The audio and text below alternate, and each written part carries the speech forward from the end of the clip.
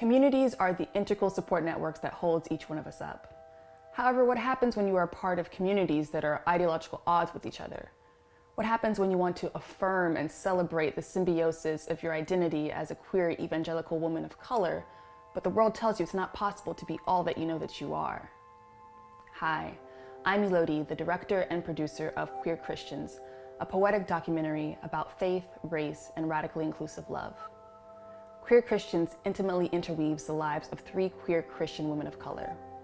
There's Steffi, a Puerto Rican music lover experiencing a second adolescence. Jamisha, a Black Southerner living in Lesbianville, Massachusetts, but who is experiencing the fallout from being kicked out of her church.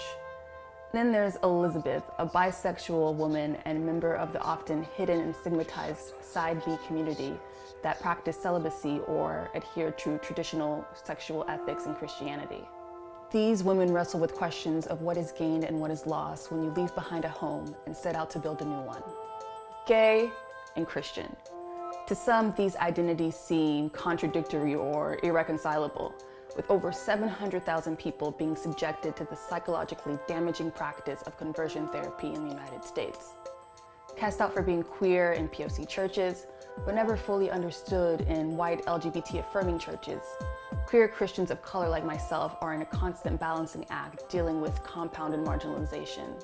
And research has shown that LGBT youth that face familial rejection are 3 times more likely to be at risk for HIV and STDs, 6 times more likely to have reported high rates of depression, and 8 times more likely to have attempted suicide.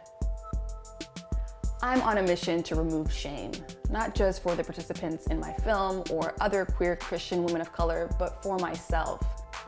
Belonging to a church community shouldn't hinge on one aspect of a person's identity or life. And if this trend continues, the number of religious queer adults will continue to decline as they see themselves unwelcome in the faith. Thank you for being with me so far. Let's take a look into Jamisha's story.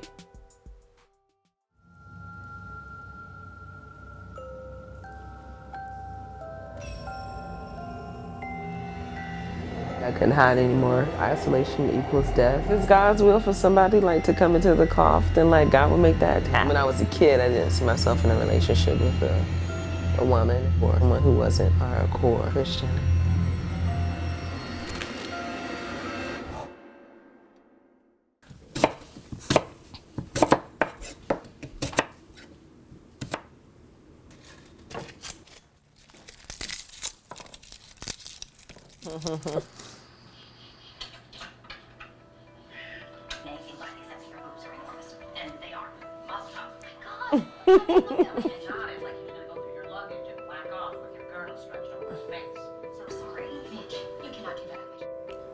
I've never been terribly fixated on being married to someone who was also Jewish.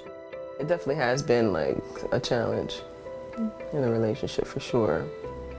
Having to get my spiritual needs met in other places, not from my primary relationship.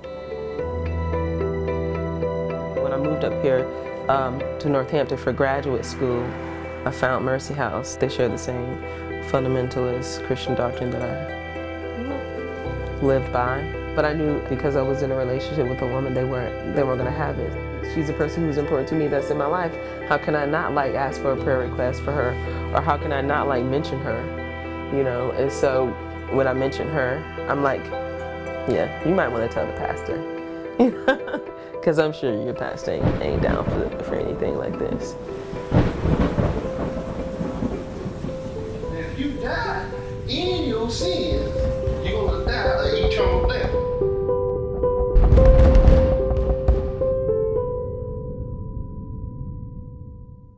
I'd rather be with you, so. That's good. That's good. I like you too. It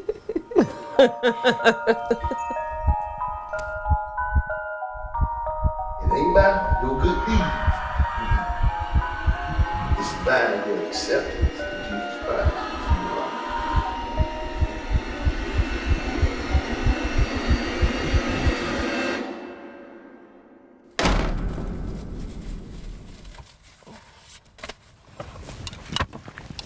Would you like me to stop filming? Thank you so much for your support. It means the world to me. Whether it's donating directly to the campaign or sharing the campaign with your network, I appreciate all your support and your help. And I hope that you continue this journey along with me.